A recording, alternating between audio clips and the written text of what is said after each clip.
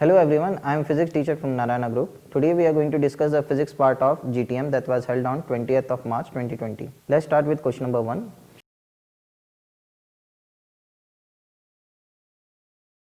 So in this question number 1 of this GTM, we have been given 3 infinite sheet of charges. The upper one has got charge per unit area as sigma, the middle one has got minus 2 sigma, and the third one has got minus sigma. We have to find out the net electric field at this point P. We know that electric field due to infinite sheet of charge can be written as sigma by 2 epsilon naught. Because of this topmost sheet of charge, the electric field here will be sigma by 2 epsilon naught. And since this is a positive charge, the electric field will be directed downwards. Because of minus 2 sigma, the electric field will be its own sigma magnitude, which is 2 sigma by 2 epsilon naught, sigma by 2 epsilon naught. Again, this is a negative charge, so it will attract any positive charge which is kept here, so electric field will also be downwards. And because of the third sheet of charge also, the electric field will be downwards and it will be sigma divided by 2 epsilon naught. So net electric field will be the vector sum of these 3 individual electric fields. When you add these 3, you will get the net electric field to be equal to 2 sigma by epsilon naught in downward direction, which means in minus k cap. And so the correct answer is option D.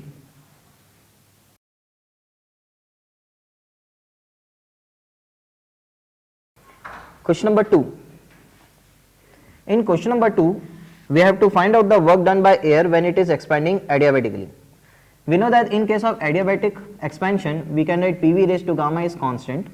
Initial pressure is given to be P naught, initial volume is V naught, gamma is hypothetically given to be equal to 3. The final volume is 2 V naught. So let us find out the final pressure from this expression. When you do the simplification, you will get the final pressure to be equal to P naught by 8. Then we can find out the work done in the adiabatic process by applying the formula for the work done, which is P initial V initial minus P final V final divided by gamma minus 1. Now P initial is P naught, V initial is V naught, P final is P naught by 8, V final is 2 V naught whole divided by gamma, which is 3 minus 1. So if you do the simplification, you will get 3 P naught V naught by 8. And so the correct answer is option D.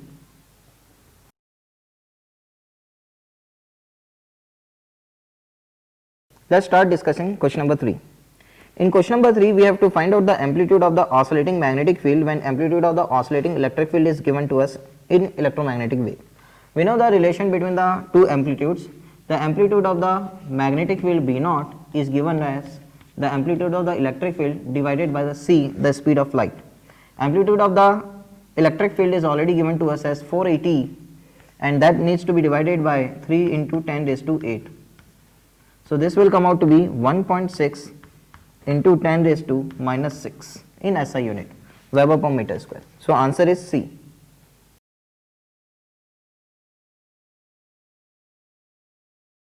Let us start discussing question number 4.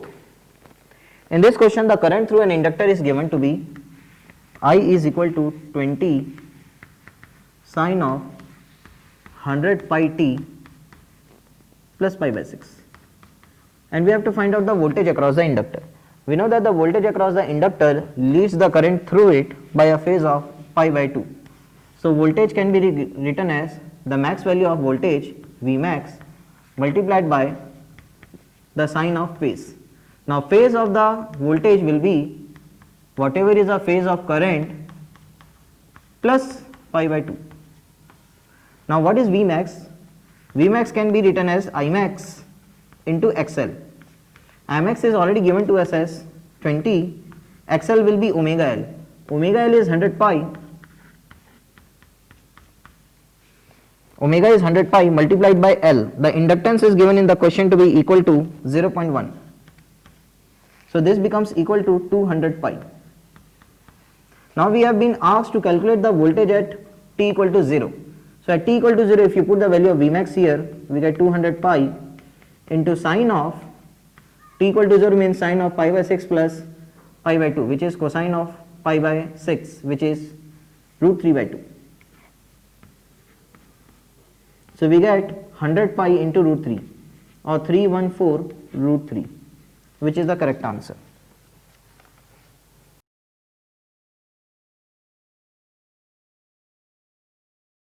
Let's start discussing question number 5.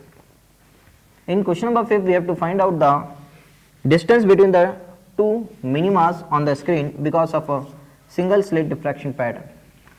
So we know that the intensity variation in case of a single slit diffraction pattern looks something like this here, and the angular position of the minima is given by d sin theta is equal to lambda. This is the angular position of first minima. So sin theta is equal to lambda by d. Lambda is given as 600 nanometer, which we can convert it into millimeter, divided by d. D is given to be equal to 1 millimeter.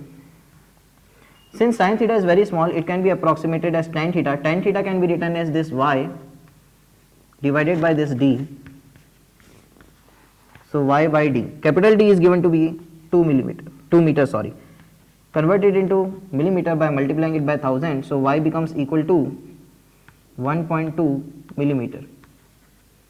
So the distance between the first minima here on upper side of central maxima and first minima here on the lower side of central maxima, the distance between the two will be equal to 2y, which means twice of this. So correct answer is 2.4 millimeter.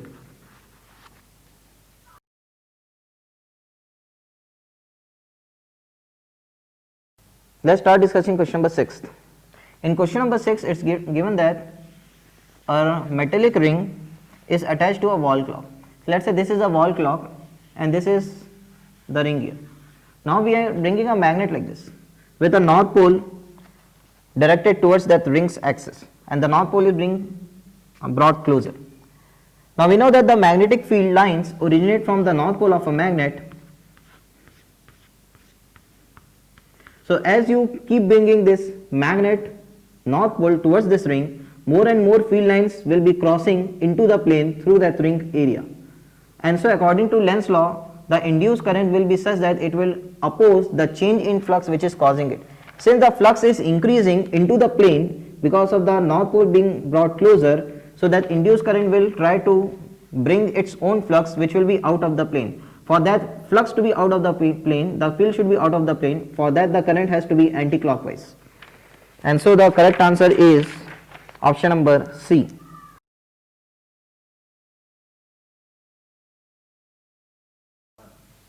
Let's start discussing question number 7. In question number 7, we have to find out the radius of gyration. For that, we can first find out the moment of inertia. We know that moment of inertia is ml square by 12 about an axis passing through the center and perpendicular to the rod. We have to find out the moment of inertia about this axis, which is at a distance of L by 3 from this middle axis here. For that, we can use the parallel axis theorem. So let's say I about this axis is I1. So we have to calculate I1. I1 will be equal to I about this axis, which is ml square by 12 plus m into L by 3 whole square. So this will give you by 36 7 ml square. This is the moment of inertia. Now we know that moment of inertia can be written as m into k square, where k is the radius of gyration.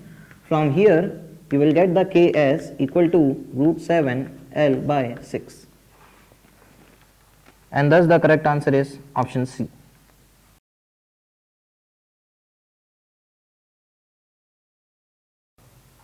Let's start discussing question number 8. In this question we have to find out the position of center mass. So let's say this 1 kg is at origin, 2 kg is on the x-axis, and 4 kg is on the y-axis. This is given as 3 centimeter, this is given as 4 centimeter. We know the formula for x coordinate of center mass, m1 x1 plus m2 x2 plus m3 x3 divided by m1 plus m2 plus m3. Now this and this mass have got their x coordinate as 0, so only this one has got a non-zero x coordinate of 3. So mass into x coordinate divided by the total mass is 7. Similarly, if you calculate the y coordinate m1 y1 plus m2 y2 plus m3 y3 by 3 by m1 plus m2 plus m3, sorry. So 1 kg and 2 kg don't have any y coordinate. So y coordinate is there only for this 4 kg. So mass of 4 kg into its y coordinate divided by the total mass, which is 7. This is 16 by 7.